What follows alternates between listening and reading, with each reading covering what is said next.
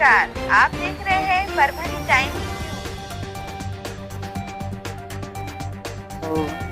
दरवर्षीप्रमाणे यावर्षी चांगली उपस्थित आहे. उद्घाटन चांगलं मोठ्या प्रमाणावर झालेलं आहे. त्यांनी इथं मोठ्या प्रमाणावर स्टॉल लागलेले आहेत पुस्तक खरेदीचे, पुस्तक विक्रीचे. तर सर्वांनी जास्तीत जास्त त्यांनी दर्जेदार पुस्तकं आहेत त्याची खरेदी करण्यात यावी, त्याचा लाभ घ्या. सर्वांना नमस्कार. मी सुनील हुसे, सहाय्यक ग्रंथालय संचालक छत्रपती संभाजीनगर विभाग, महाराष्ट्र शासनाचं उच्च व तंत्र शिक्षण विभाग ग्रंथालय संचालनालय मुंबई यांच्या कार्यात असलेल्या जिल्हा ग्रंथालय अधिकारी कार्यालयाच्या वतीनं परभणी ग्रंथोत्सव 2024चं उद्घाटन आज या ठिकाणी संपन्न झालेलं आहे. सकाळी ग्रंथदिंडी निघाली, त्याचं उद्घाटन माननीय श्री आपले जिल्ह्याचे पोलीस अधीक्षक परदेश साहेब आणि गरुड मॅडम यांचे उपस्थित झालेलं आहे.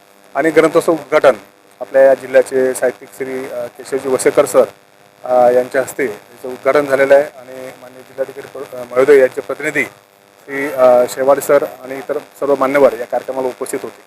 हा ग्रंथोत्सवाचा उद्देशच आहे की आपल्या या जिल्ह्यातील जे काही साहित्यिक असतील, लेखक असतील, वाचक असतील, ग्रंथविक्रेते असतील, ग्रंथप्रकाशक असतील, सर्वांनी या 2 दिवसामध्ये एकत्र येऊन वाचन संस्कृतीला बळ देण्यासाठी जे जे काही कार्यक्रम करता येतील ते कार्यक्रम यामध्ये आयोजित केलेले आहेत.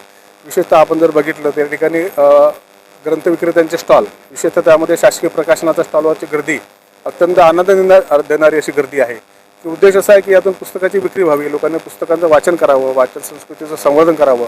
सोशल मीडियाच्या आहारी गेलेली जी पिढी आहे त्या पिढीला एक दिलासा देण्याचा हा ग्रंथोत्सव हा एक मुख्य कार्यक्रम असतो.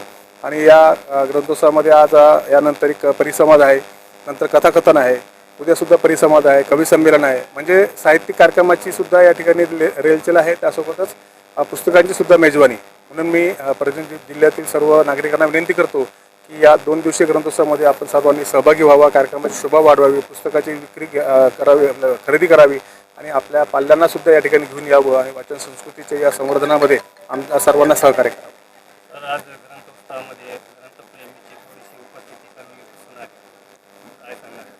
उपस्थितीच्या बाबतीत सुद्धा आम्ही सगळ्यांना सूचना दिलेल्या आहेत. आपण की सर्वांनी जास्तीत जास्त उपस्थित राहावं. 2 दिवसाचा ग्रंथोत्सव, काही लोक आज आलेले आहेत, काही लोक उद्या येतील. आणि जास्तीत जास्त आज दिवसभर हा कार्यक्रम विभिन्न कार्यक्रम आहेत. त्यामुळे काही लोक या सत्राला, काही लोक त्या सत्राला अशी येऊन या कार्यक्रमामध्ये सहभागी राहणार आहेत. उपस्थिती थोडीशी कमी जरी असली पण तरी समाधानकारक आहे. जास्तीत जास्त लोकांनी उपस्थित राहावं हे आम्ही आणखी पुन्हा सर्वांना तसं आवाहन करत आहोत.